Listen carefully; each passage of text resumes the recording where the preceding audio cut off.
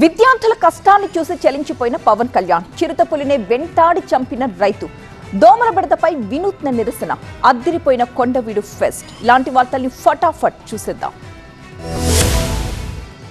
Pawan sir మా ఊరికి road వేయండి అంటూ నెల్లూరు జిల్లా కొండాపురం మండలం పరిధిలోని గజ్జలవారిపల్లికి చెందిన విద్యార్థులు సోషల్ మీడియా ద్వారా చేసిన విజ్ఞప్తిపై AP deputy CM Pawan Kalyan స్పందించారు. బురద రోడ్డుల్లో ప్రతిరోజు స్కూల్ కు వెళ్లేందుకు పిల్లలు పడుతున్న ఇబ్బందులు వారి ఆవేదన చూసి చలించిపోయారు. వెంటనే అధికారులతో వివరాలు తెప్పించుకుని రోడ్డు మంజూరు చేయించారు. ఇక ఉప ముఖ్యమంత్రి ఆదేశాలతో 1.6 కిలోమీటర్ల రోడ్డు నిర్మాణానికి 86 లక్షల అంచనాతో శాంక్షన్ ఆర్డర్ జారీ చేశారు. ఈ రోడ్డు నిర్మాణం పూర్తయితే గజ్జలవారిపల్లి నుంచి నిత్యం స్కూల్ కు వెళ్లే విద్యార్థులు పొలాలకు వెళ్లే రైతుల కష్టాలు తీరనున్నాయి.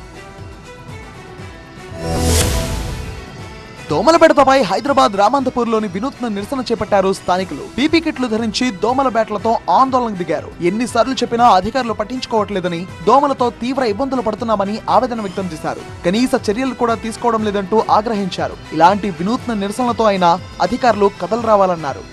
విపరీతమైన దోమలతో ఇంట్లో ఉండలేక, బయటికి వెళ్ళలేక, బయటికి ఒకవేళ వెళ్ళాలంటే పీపీ కిట్ వేసుకొని ఒక బ్యాట్ దగ్గర పెట్టుకొని ప్రాణాలు అరచేతిలో పెట్టుకొని బయటకు వచ్చేటువంటి పరిస్థితి. కుమారస్వామి మృతికి నిరసనగా దిల్సుఖ్ నగర్ లో నిరుద్యోగులు కొవ్వొత్తుల ర్యాలీ నిర్వహించారు. కొత్త నోటిఫికేషన్లు ఇవ్వకుండా, జాబ్ క్యాలెండర్ ప్రకటించకుండా కాలయాపన చేస్తున్న కాంగ్రెస్ ప్రభుత్వంపై వారు మండిపడ్డారు. ఇక హన్మకొండ జిల్లా వేలేరు మండలం షోడాసపల్లి నివాసి బండారి కుమారస్వామి ఇంటి పట్టునే ఉంటూనే పలు ప్రభుత్వ ఉద్యోగాల కోసం పరీక్షలు రాశారు. అలా ఎన్ని పరీక్షలు రాసినప్పటికీ ఉద్యోగం రాకపోవడంతో తీవ్ర మనస్తాపానికి గురై ఆత్మహత్య చేసుకున్నారు. కుమారస్వామి మృతికి నిరసనగా ర్యాలీ చేపట్టిన నిరుద్యోగులు ప్రభుత్వంపై కన్నెర చేశారు. ఎందుకు చనిపోయింది అంటే నోటిఫికేషన్ లేక. ఈ కాంగ్రెస్ గవర్నమెంట్ వచ్చిన తర్వాత ఒక్క నోటిఫికేషన్ రాలేదు.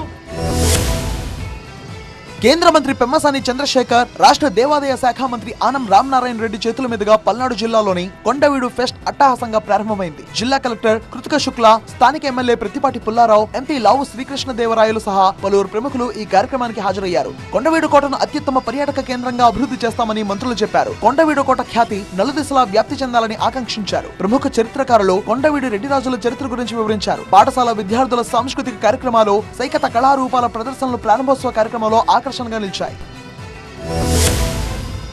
కాకినాడ జిల్లా జగంపేట మండలం ఇర్రిపాకలో తిరుమల తిరుపతి దేవస్థానం ఆధ్వర్యంలో శ్రీ శ్రీనివాస కళ్యాణం అంగరంగ వైభవంగా జరిగింది. ఈ కళ్యాణోత్సవానికి భక్తులు పెద్ద ఎత్తున తరలివచ్చారు. టీటీడీ చైర్మన్ బిఆర్ నాయుడు, పాలక మండలి సభ్యులతో పాటు జిల్లా కలెక్టర్, పోలీసులు, ఉన్నతాధికారులు సహా పలువురు ప్రజాప్రతినిధులు కూడా ఈ కార్యక్రమంలో పాల్గొన్నారు. జగంపేట ఎమ్మెల్యే జ్యోతుల నెహ్రూ దగ్గరుండి అన్ని ఏర్పాట్లు చూసుకున్నారు. భక్తులకు ఎలాంటి ఇబ్బందులు తలెత్తకుండా ఎప్పటికప్పుడు అధికారులతో మాట్లాడుతూ కళ్యాణాన్ని ఘనంగా నిర్వహించారు.